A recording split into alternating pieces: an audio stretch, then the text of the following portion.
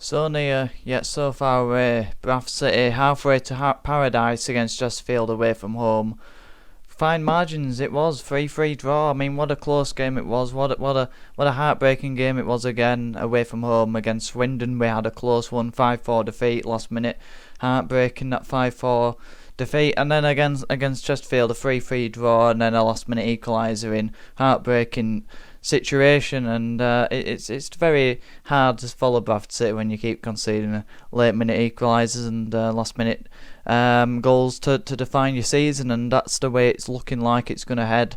Unfortunately, away from home, only 5 wins away from home, and we're not going to get up into League One if we don't. If we don't turn that around, if you only win 5 up games away from home, then you don't deserve to go up. But stop with us where you are. There's no need for panic. Because I think we can still go up, no doubt about that. Look, away from home, five wins is not nowhere near good enough, but I think we can get 2 draws and a win, and I've said that for quite a long time. I think 79 points will be enough. I've sort of felt that. I thought, dreamt that. I can see us getting 79 points a season, and I think that'll get us promoted, no doubt about that. 2 draws away at Chesterfield and Doncaster aren't bad results, and then if we beat Fleetwood, we can get promotion. And I think that's the way it's going to head. Unfortunately, it would have been done weeks ago, and there's only one man to blame for that, unfortunately, and that is Graham Alexander. And I've been his biggest fan, and I'm a huge Alexander lover. I think he's been the best manager of this football club since Phil Parkinson, and he's done great things at uniting, building a culture, getting the fans back on board, and Mike Hughes did that, but Alexander's doing it in a style of play that the fans can get behind, and we've seen the atmosphere at home and the home form as well. It's been magnificent, fantastic, and it's been a real spectacle to go and watch Bradford City this season. But unfortunately, substitutions, not his style of play, because his style of play gets criticism from outside fans, but it's that is something to get behind. I think the way we press high, the way we get up against teams, the counter-attacking football we have, the way we play direct, quick, incisive passing play, it's great to watch. It's the best football I've ever seen as a Bradford City fan from what I can remember, because I can't remember the 16-17 team as vividly as I can this team, and it is a real joy to watch with the energy we have in midfield, with the creativity we have in the final third. It is a joy to watch. So I feel uneasy criticising Alexander, but he's going to cost us promotion if he don't buck his ideas up, and that's not me wanting to be critical, but the substitution of Keller for Walker is questionable to say the least, when we're in such control and we're dominating the midfield. As soon as Keller came off, Metcalf for Chesterfield side dictating, dominating, and we lost a foothold in there.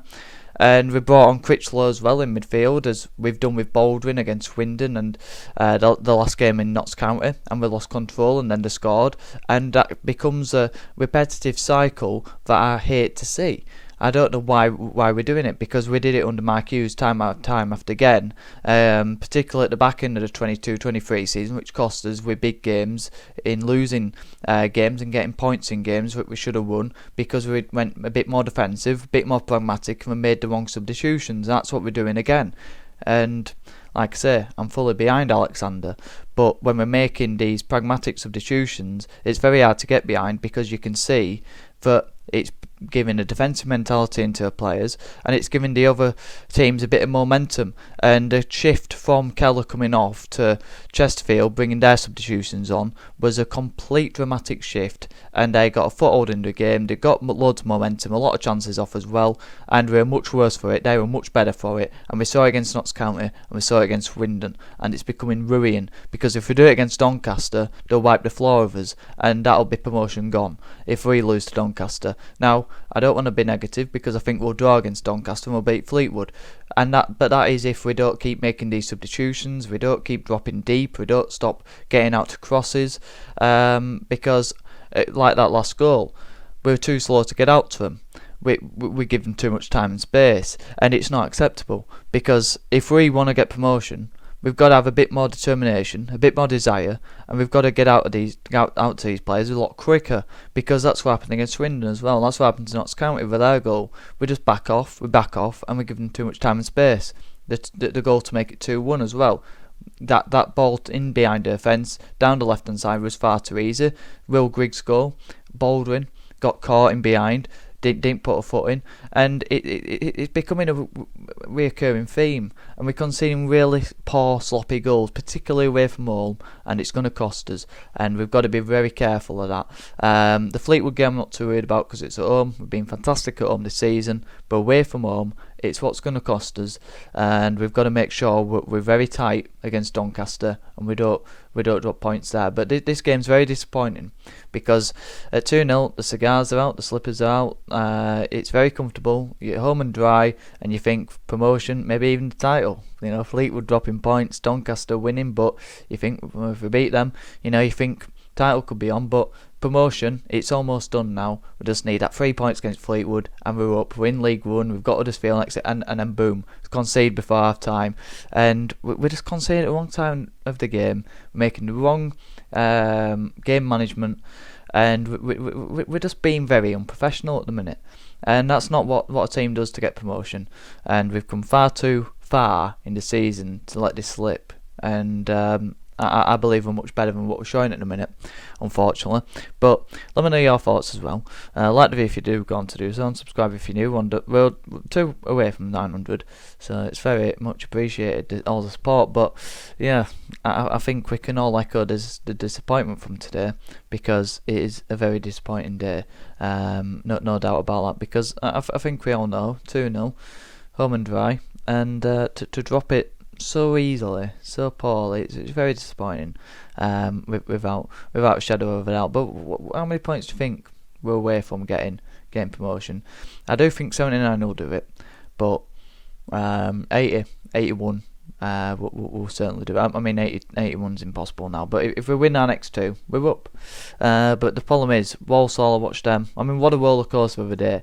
If you went to a game, great, good on you as well, because you deserve it, because you put in the, you've had to go to those hard games throughout the course of the season, last few, to get obviously the ticket. So well done.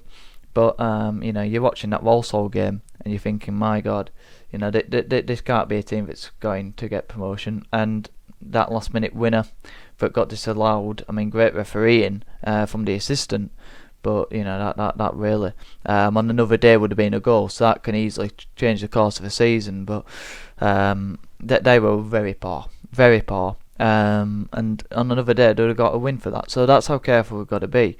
They've got Accrington at home and Crewe away, and anyone would take those fixtures going into a final 2. We've got 2 very tricky ones. We've still got to go to Doncaster and Fleetwood at home. They're going to be fighting because they're going to want to beat a team like Bradford City, but we should win that. But we've had a very tough winning. I mean, there's not been a lot in our games.